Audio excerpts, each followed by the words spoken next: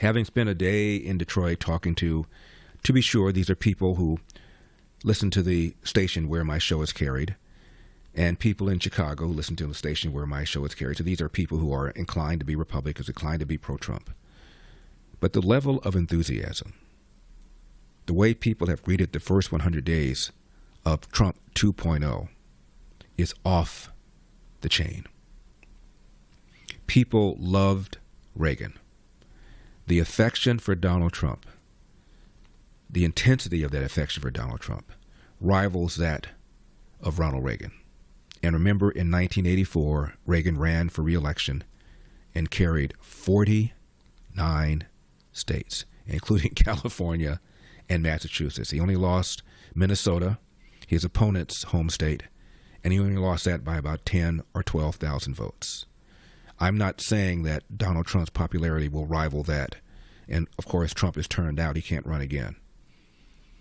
But when the economy takes off, and Reagan inherited what ultimately became a very, very deep recession. In fact, deeper than the so-called Great Recession that Obama had to deal with. Unemployment was higher. Interest rates were much higher. Inflation was much higher. And because Ronald Reagan tightened the money supply with the assistance of the Fed, Paul Volcker, deregulated, slowed down the rate of government spending, and substantially lowered taxes, the economy came roaring back. I think one year we had a 5 or 6% GDP growth. Can you imagine that? We high-five ourselves now and we get a 3% growth. During Obama, there wasn't a single calendar year where we had 3% growth. Yet he's considered to be a successful president in terms of the economy. We had years under Reagan with 5 and 6%. And if the gambit that Trump has made regarding tariffs pays off, and it looks like more and more countries are lining up to reduce tariffs against us, and China has now been exposed as a very fragile economy, far more fragile than people thought.